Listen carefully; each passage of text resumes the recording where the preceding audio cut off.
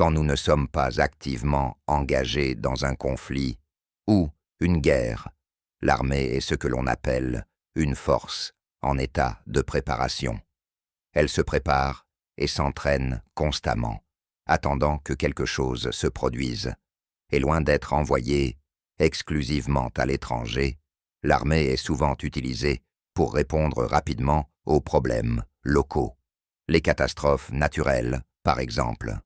Comme mentionné dans des histoires précédentes, des soldats peuvent être envoyés pour installer des barrages routiers, afin d'empêcher les civils de retourner chez eux pendant un incendie de forêt. Ils peuvent même être dépêchés hors de leur base pour enquêter sur des signalements de petits hommes verts, harcelant une famille locale. Mais ils sont aussi appelés pour des situations violentes, comme des émeutes. Et alors que l'on pourrait normalement s'attendre à ce genre de choses dans les rues d'une ville, cette histoire est unique. En plein milieu de la baie de San Francisco se trouve la petite île connue sous le nom d'Alcatraz. Ayant commencé comme un bastion militaire au milieu du XIXe siècle, Alcatraz fut lentement transformée en prison militaire pendant la guerre de Sécession. Elle fut ensuite agrandie lorsque de nouveaux prisonniers y arrivèrent pendant la guerre hispano-américaine, 3 décennies plus tard. Elle fut finalement convertie en pénitencier fédéral dans les années 1930. Et l'on peut imaginer le type d'homme que le département de la justice voulait envoyer sur un rocher désolé au milieu des eaux. Les détenus enfermés à Alcatraz étaient réputés pour être parmi les hommes les plus dangereux de toutes les prisons des États-Unis. Des meurtriers condamnés, des gangsters, des hors-la-loi et divers autres criminels violents qu'aucune autre prison ne parvenait à contenir.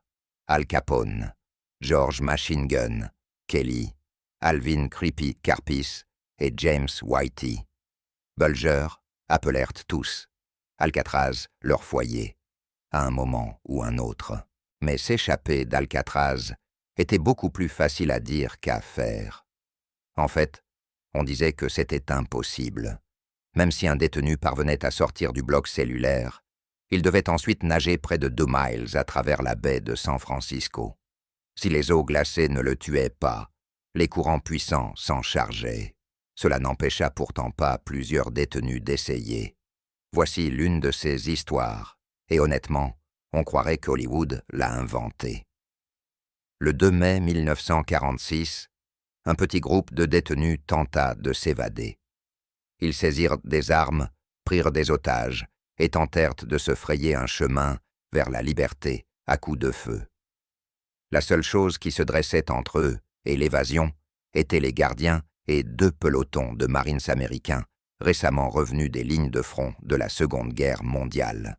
Voici l'histoire incroyable de la bataille d'Alcatraz.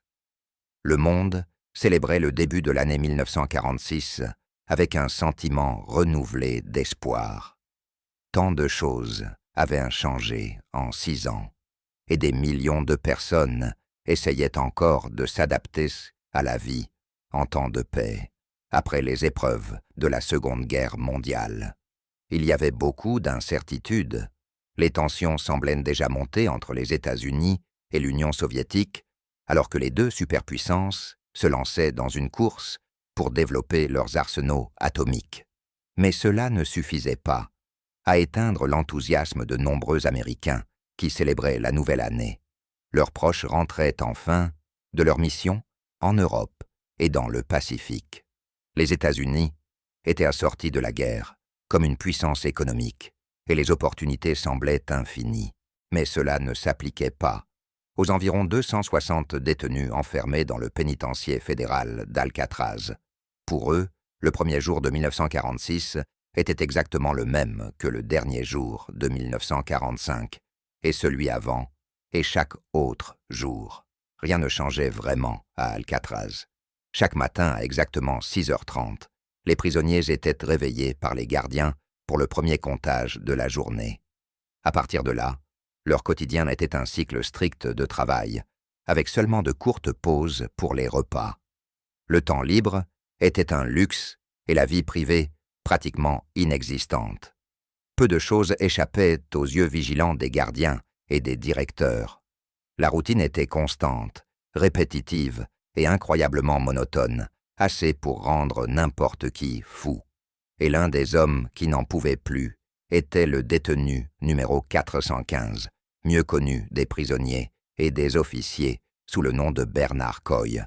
Coy est né le 13 février 1900 dans la ville d'Antertonville, au Kentucky.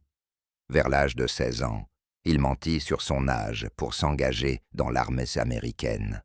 Il fut ensuite envoyé à l'étranger et servit avec distinction pendant la Première Guerre mondiale. Il acquit apparemment une réputation d'expert tireur d'élite. Mais après la guerre, tout s'effondra soudainement. Après s'être réengagé dans les années 1920, Coy fut accusé de désertion et renvoyé avec déshonneur en 1926, après avoir été arrêté pour cambriolage à Green Bay, dans le Wisconsin. À partir de là, la vie de Coy devint une succession d'allers-retours en prison, et les choses ne firent qu'empirer avec le début de la Grande Dépression, dans les années 1930. En mars 1937, Coy venait de terminer une peine de 2 ans pour cambriolage lorsqu'il s'associa avec son cousin de 23 ans pour braquer la Bank of New Haven à Louisville, Kentucky. Armés d'un fusil à canon scié et d'un pistolet, ils repartirent avec un peu plus de 2000 $, mais pas avant que le caissier n'ait eu le temps d'observer leur visage.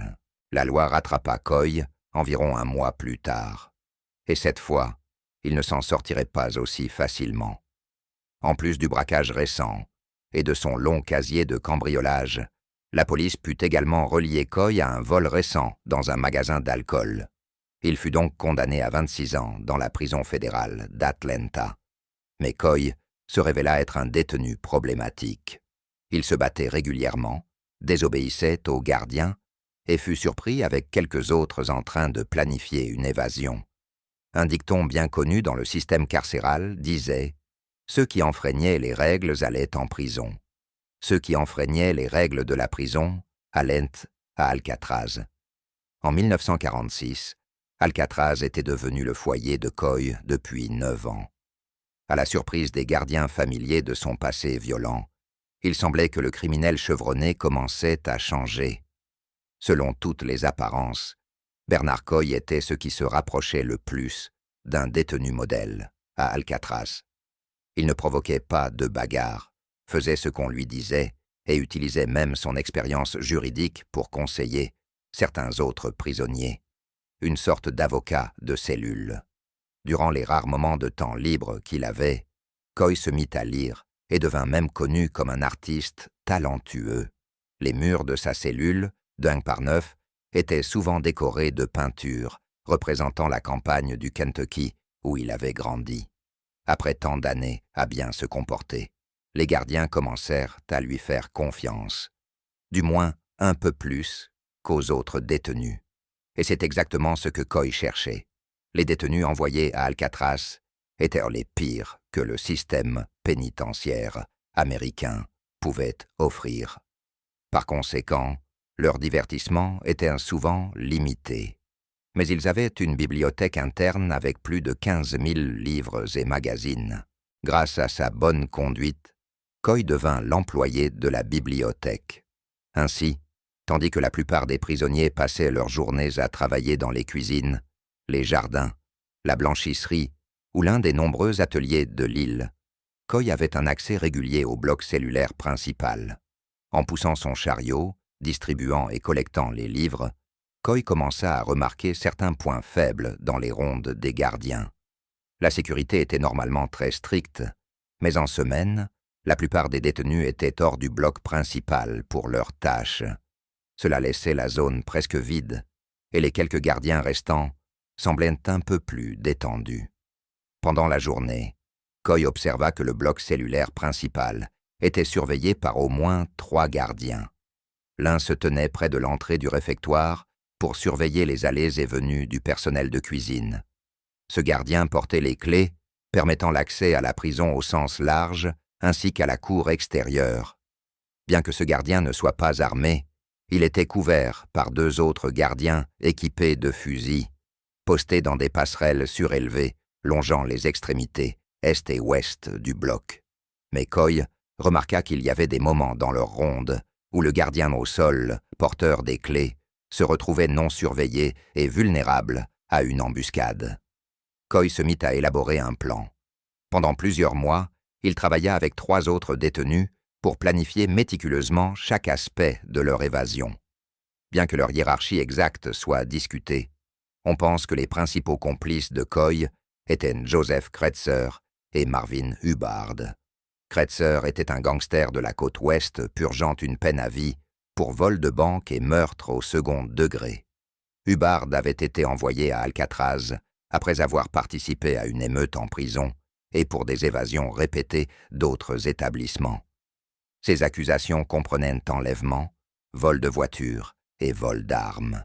Le 4e membre du groupe était Clarence Carnes, autrement connu sous le nom du Chalk Talk Kid.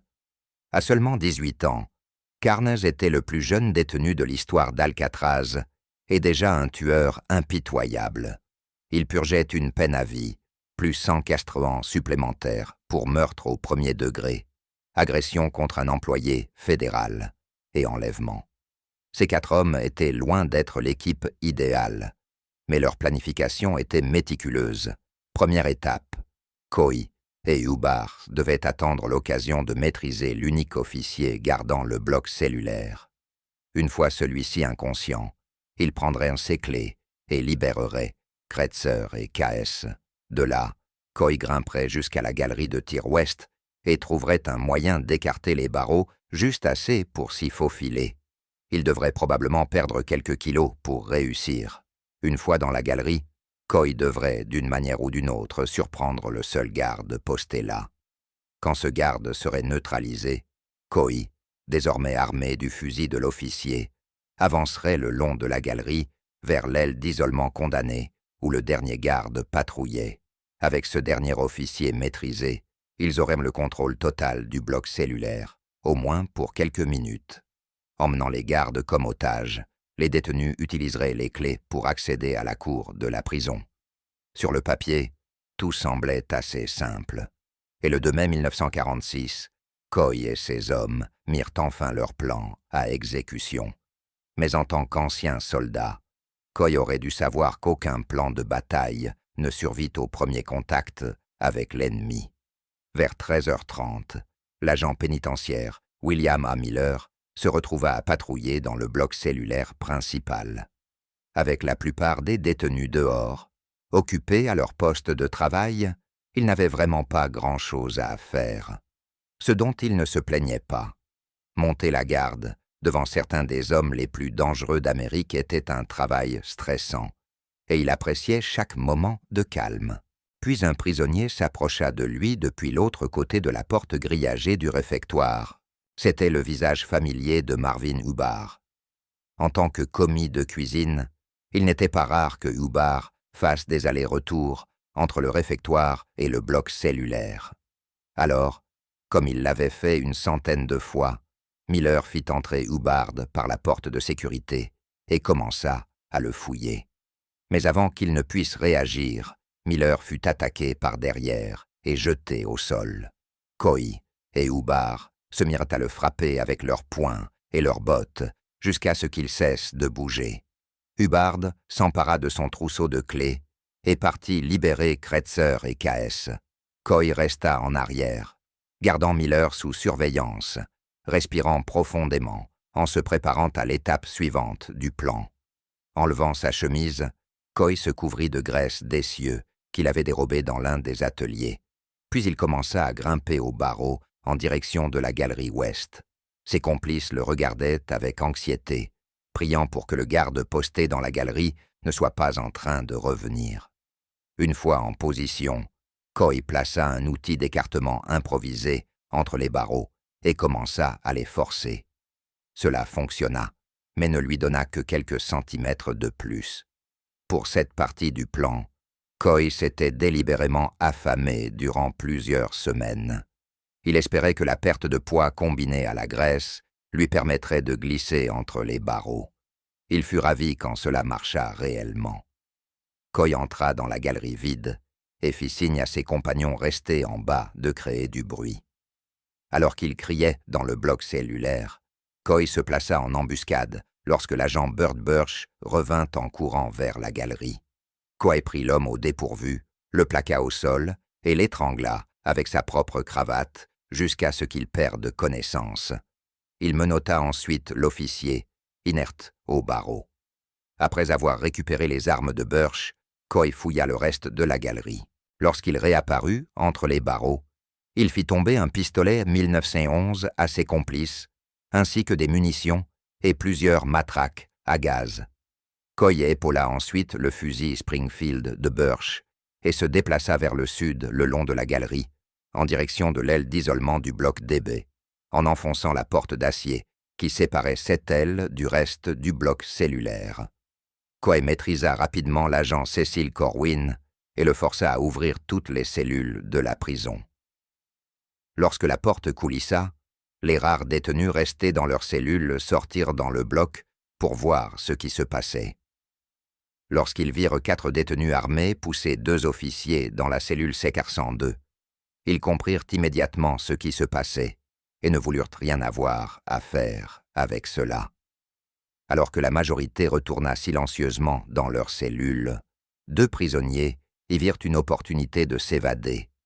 Ils rejoignirent rapidement le groupe, portant le total à 6.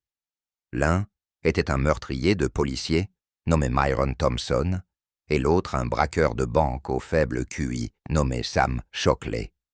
Pour les détenus, le plan se déroulait bien, peut-être même trop bien. Ils avaient les clés, les armes et les otages. Il ne leur restait plus qu'à atteindre la cour, puis la zone d'embarquement, et ils seraient libres. Mais c'est à ce moment-là que tout commença à s'effondrer. Aucune des clés qu'ils avaient volées ne fonctionnait sur la porte menant à la cour. Bien que contraire au règlement, le garde qu'ils avaient assommé, William Miller, avait retiré la clé de la cour de son trousseau et la gardait dans sa poche. Il faisait souvent cela pour ouvrir la porte au personnel de cuisine sans déranger les gardes de la galerie pendant leur pause. Maintenant qu'il avait repris connaissance et avait été enfermé dans une cellule par les détenus, Miller observait les hommes essayer frénétiquement d'ouvrir la porte de la cour. Quand ils réalisèrent que la clé n'était pas sur l'anneau, il comprit qu'il reviendrait probablement fouiller ses poches. Alors Miller cacha rapidement la clé dans les toilettes de la cellule.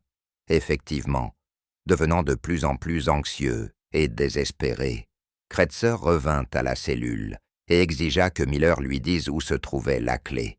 Miller répondit qu'il n'en savait rien. Furieux, Kretzer, Shockley et Thompson se mirent à le rouer de coups. Pour aggraver les choses, les autres gardiens commencèrent à remarquer l'absence des 3 premiers officiers. Un par un, 6 autres gardiens entrèrent dans le bloc cellulaire à leur recherche, seulement pour se retrouver braqués par les détenus et enfermés dans les cellules C402 et 403.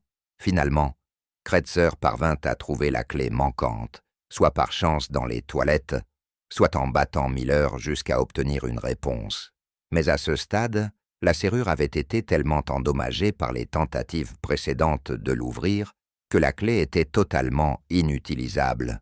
Les hommes étaient complètement piégés dans le bloc cellulaire, et ce n'était qu'une question de temps avant que le directeur ne comprenne ce qui se passait. Coy décrocha son fusil et vérifia la chambre. Comme cela arrivait souvent sur les lignes de front, il était temps de changer de stratégie. Prenant position dans la galerie ouest, Coy commença à tirer depuis les fenêtres du bloc DB en direction des miradors voisins. Ses motivations ne sont pas totalement claires. Peut-être voulait-il abattre les gardes des tours afin de dégager un passage pour une course folle vers le bateau. Ou peut-être savait-il que tout était perdu et avait décidé de se battre jusqu'au bout. Après avoir appris que certains de ses hommes essuyaient des tirs précis venant du bloc DB, le directeur adjoint Ed Miller prit une matraque à gaz et alla enquêter. Il fut rapidement repoussé du bloc cellulaire par une pluie de balles et rapporta la situation au directeur d'Alcatraz, James A. Johnston. L'attention des passants le long du front de mer de San Francisco se tourna alors vers la prison lointaine alors que le hurlement sinistre d'une alarme résonnait sur la baie. Ils purent bientôt voir de la fumée, des éclairs de balles traçantes, et distinguer faiblement le crépitement du feu nourri qui semblait s'intensifier. On aurait dit qu'une bataille se déroulait à l'intérieur des murs de la prison, tandis que Coy échangeait des tirs avec le nombre croissant d'officiers. Kretzer, Thompson et Shockley tournèrent leur attention vers les 8 gardes capturés dans le bloc C. Le plan initial était de les utiliser comme levier pour obtenir un passage sûr jusqu'à la zone d'embarquement. Mais maintenant que ce plan avait échoué, Shockley et Thompson poussèrent Kretzer à les tuer. S'adressant plus tard au magazine du corps des Marines Leatherneck, l'un des otages, le gardien Robert R. Baker, décrivit ce qui suivit lorsque Kretzer prit en main son 1911. Il courut jusqu'à l'endroit où nous étions dans la cellule, passa son pistolet entre les barreaux et se mit à tirer. Personne ne put compter les coups, ni même penser. Je suis tombé au sol quand j'ai été touché, et j'ai entendu les autres s'effondrer autour de moi. C'était vraiment terrifiant. Les balles touchèrent les 8 officiers.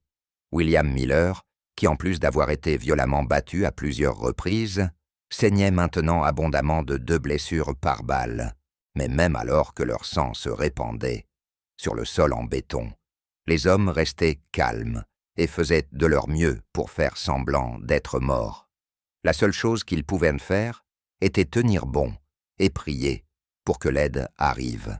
Heureusement pour eux, elle arrivait. Peu après avoir déclenché l'alarme, le directeur Johnston alerta la base navale voisine de Treasure Island. La garde côtière avait déjà été mobilisée et maintenant les Marines arrivaient. On dirait que le comité d'accueil se prépare pour nous, les gars. Et ça ne vous rappelle pas un peu Iwo Jima? Non, Iwo, c'était l'enfer. Ça, je pense qu'on peut gérer. Sacré retour à la maison, hein, skipper. Il y a quelques mois à peine, on délogeait les Japonais de leurs trous. Maintenant, on aide à nettoyer l'asile préféré du gouvernement. À ton avis, qui est le plus fou, les Japonais ou ces types qui essaient de s'évader d'ici? Les chances doivent être d'1 million contre 1. Et ils ont quand même tenté. Ils sont soit incroyablement courageux, soit incroyablement stupides. Ce n'est qu'une autre île, les gars. Rien de plus, rien de moins. Et ne sous-estimez pas ces types sous prétexte que ce sont des détenus. Ils ont eux aussi fait leur lot de victimes. Très bien, je veux tout le monde prêt pour n'importe quoi à l'atterrissage. Oui, chef. Oui, chef. Lorsque le warrant officer, Charles Lafayette Buckner, atterrit à Alcatraz et mena ses Marines sur la pente nord en direction du bâtiment principal, il ne pouvait se défaire d'un sentiment de déjà-vu inquiétant. Il n'y a pas si longtemps, cet officier vétéran menait ses hommes contre les Japonais à Guam, Bougainville et Okinawa. Il avait vu parmi les pires horreurs de la guerre et avait reçu la Silver Star et le Purple Heart pour son courage. Maintenant, de retour en sol américain, l'air était à nouveau rempli du crépitement des tirs provenant de l'autre côté de l'île. Juste une autre belle journée dans le corps. La première tâche de Buckner fut de prendre contact avec le directeur afin de comprendre la situation tactique et de savoir où il devait déployer ses troupes. Plus tard, en parlant au journaliste Stanton Delaplane du San Francisco Chronicle, Johnston se remémora le moment où les Marines avaient débarqué. Les Marines ont demandé si nous voulions de l'aide, et quand j'ai dit que 20 hommes seraient utiles pour garder les prisonniers dans la cour, ils sont arrivés en zigzagant comme si c'était Iwo Jima ou quelque chose du genre. Ils ont beaucoup aidé. Alors que les Marines aidèrent les gardes et installèrent des couchages pour les détenus déplacés, Johnston commença à organiser une mission de sauvetage pour les 8 officiers, retenus quelque part dans le bloc cellulaire. Peu après 19 heures, les Marines observèrent une équipe d'assaut lourdement armée se diriger vers l'entrée du rez-de-chaussée de la galerie ouest. Lorsque l'équipe de secours entra dans la galerie, elle se retrouva au rez-de-chaussée du bloc D. En commençant à monter les escaliers vers les niveaux supérieurs, ils remarquèrent que tout était étrangement silencieux. Ils serrèrent leurs armes et avancèrent, inconscients que Coy et Kretzer les observèrent depuis des positions de tir dissimulées. Le bloc D explosa soudain, avec des tirs et des hurlements, alors que les officiers entraient directement dans une zone de mise à mort. Serrés les uns contre les autres dans la galerie étroite, ils devinrent des cibles faciles. Les officiers qui ne furent pas immédiatement abattus tentèrent de riposter ou de traîner leurs camarades blessés vers la sortie. Celui qui couvrait ses collègues durant la retraite était l'officier supérieur Harold Stites. Contrairement à certains des jeunes gardes, ce n'était pas la première mission difficile de Stites. Il avait servi au Bureau fédéral des prisons pendant plus de 23 ans et était un vétéran de la Première Guerre mondiale.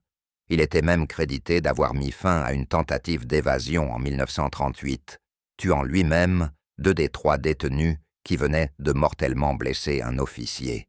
Alors qu'il répondait aux tirs de Coy et Kretzer, Stites fut touché plusieurs fois. Il s'effondra, sans vie, sur la passerelle métallique et fut parmi les derniers à être évacué du bloc cellulaire. Ce qui se déroulait dehors était horrifiant. Chaque membre de l'équipe de secours était grièvement blessé. Harold Stites, officier vétéran, soldat, mari aimé et père de 4 enfants, était maintenant mort. La vision de ces hommes ensanglantés pleurant leurs camarades raviva des souvenirs douloureux chez les Marines. Cela leur inspira aussi une profonde détermination. Buckner en avait assez d'attendre. Lui et ses Marines brûlaient d'envie de faire ce qu'ils savaient en faire de mieux. Cette nuit-là, ils en auraient l'occasion. Après l'échec de la première mission de sauvetage, le directeur Johnston coupa l'alimentation du bâtiment principal et suspendit toute nouvelle tentative jusqu'à la tombée de la nuit.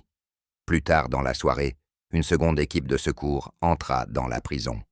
Au lieu de passer par le bloc D, où les détenus s'étaient probablement retranchés, les officiers profitèrent de l'obscurité pour entrer discrètement dans le bloc principal. En fouillant cellule par cellule pour retrouver les 8 gardiens captifs, l'équipe était couverte par des Marines et des gardes postés dans la galerie Est, ainsi que dans les petites fenêtres de visite situées juste en dessous. Progressant dans le bâtiment sombre, les officiers finirent par retrouver leurs collègues dans le bloc C. Bien qu'ils fussent tous grièvement blessés, ils étaient miraculeusement encore en vie. Les minutes suivantes furent tendues, les officiers tentant d'extraire les otages blessés sans alerter les détenus. Malheureusement, les détenus les entendirent se déplacer dans le bloc cellulaire, et un échange de tirs violents éclata. Couvrant les officiers, aux côtés de ses Marines, Buckner fut profondément marqué par le courage des gardes, tentant de sauver leurs amis. Il exprima ses pensées lors d'une interview radio ultérieure. Dans la plus pure tradition des Marines, ces gardiens ont bravé le feu des détenus pour sauver leurs camarades blessés. Ils feraient tous d'excellents Marines. Dès que les otages furent en sécurité, les Marines et les gardes se replièrent. Buckner donna alors l'ordre à ses hommes, positionnés sur les pentes sud de l'île, d'ouvrir le feu sur le bloc D avec tout ce qu'ils avaient. Et ils ne se retinrent pas. Du lever au coucher du soleil, le 3 mai, les Marines pilonnèrent les détenus avec des fusils Hammond, des Browning automatiques, des pistolets mitrailleurs Thompson, une puissance de feu bien supérieure à celle des gardiens.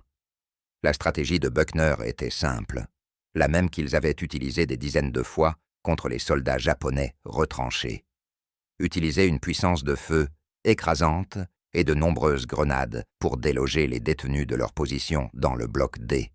Une fois cela fait, ils les repousseraient dans un coin où ils pourraient être bombardés jusqu'à la reddition ou annihilés.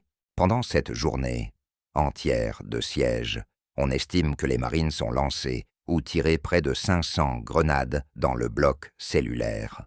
Le bombardement était si intense que les spectateurs de l'autre côté de la baie crurent que les détenus étaient frappés par des tirs de bazooka ou de mortier. Excessif ou non, cela fonctionna parfaitement. Les détenus abandonnèrent le bloc D sous le feu et se replièrent vers le bloc C dans le bâtiment principal. À ce stade, les choses ne s'annonçaient vraiment pas bien pour Coy, Kretzer et Hubbard. Voyant que la situation était désespérée, Shockley, Thompson et KS abandonnèrent le combat et retournèrent dans leurs cellules. Mais Coy et ses camarades restèrent défiants. La situation empira encore lorsque les Marines, menés personnellement par Buckner, montèrent sur le toit de la prison et creusèrent plusieurs petits trous dans le plafond, en béton. Au-dessus du bloc C, des grenades tombèrent sur les détenus, explosant en l'air, au sol et sur les passerelles. Certains Marines insérèrent quand même leurs armes à travers les ouvertures pour tirer. Les explosions constantes rompirent des canalisations et l'eau se mit à inonder le bloc cellulaire. Encore et encore, les gardes et les Marines appelèrent les détenus à se rendre. Mais, comme le rapporta le soldat de première classe, Robert Prosser, dans le magazine Leatherneck, les hommes n'avaient aucune intention d'abandonner.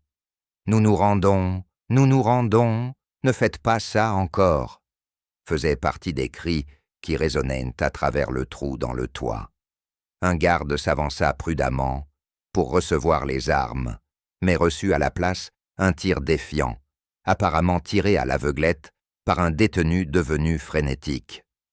Incapables de tenir leur position en hauteur dans le bloc C, les détenus se replièrent de nouveau.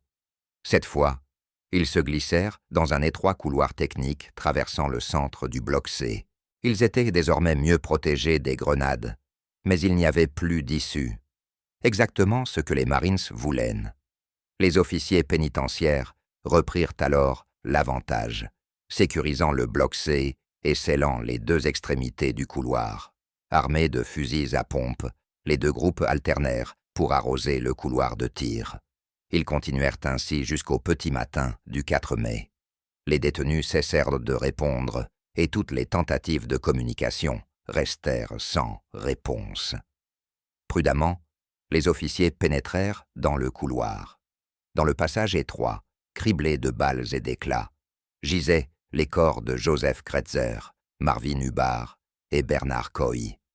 On disait que Coy était figé par la rigidité cadavérique, ses mains comme si elles tenaient encore un fusil invisible. La bataille d'Alcatraz était terminée. Lorsque le silence retomba sur Alcatraz, 3 détenus avaient été tués et 14 officiers blessés. Le Bureau fédéral des prisons enterra 2 des siens, l'officier Harold Stites et William Miller. Miller succomba à ses blessures peu après avoir été secouru, mais pas avant d'avoir désigné Kretzer comme l'homme qui avait tiré sur lui et les autres officiers. Il laissa derrière lui sa mère, sa femme et 2 enfants. Malgré leur abandon, Myron Thompson et Sam Shockley furent condamnés à mort sur la base de témoignages accablants. Selon les officiers qu'ils avaient retenus captifs, ce furent Shockley et Thompson qui encouragèrent Kretzer à tenter d'exécuter les otages. Ils moururent tous 2 dans la chambre à gaz de la prison de San Quentin le 3 décembre 1948. Clarence KS, le Choctaw Kid, fut autorisé à purger sa peine à vie. Il mourut en prison en 1988 du sida à 61 ans. La bataille d'Alcatraz est, étonnamment, un chapitre peu connu de l'histoire de la prison. Même en tant que marine, je n'en avais jamais entendu parler jusqu'à récemment. Et il existe très peu d'épisodes de l'histoire du corps qui ne nous enthousiasment pas. Cet événement semble avoir été oublié au profit de tentatives d'évasion plus célèbres, comme la spectaculaire évasion de 1962, immortalisée dans le film Escape from Alcatraz en 1969 avec Clint Eastwood. Alcatraz ferma ses portes en 1963, mais est aujourd'hui une attraction incontournable pour tout visiteur de San Francisco. On peut encore voir les impacts et les marques de fragmentation de certaines grenades lancées dans le bloc C. À l'époque, les Marines ne reçurent presque aucune reconnaissance pour leur rôle. Aucun registre ne mentionne de décoration ou citation officielle. Ils prirent tout cela avec humour. Certains plaisantaient en disant qu'ils auraient dû recevoir un ruban de campagne d'Alcatraz avec des rayures horizontales noires et grises rappelant les uniformes de prison. Merci d'avoir regardé, merci d'avoir écouté, aimé partagez, commentez, vous être abonné. Que Dieu vous accompagne, quoi que vous traversiez. On se retrouve dans le prochain épisode.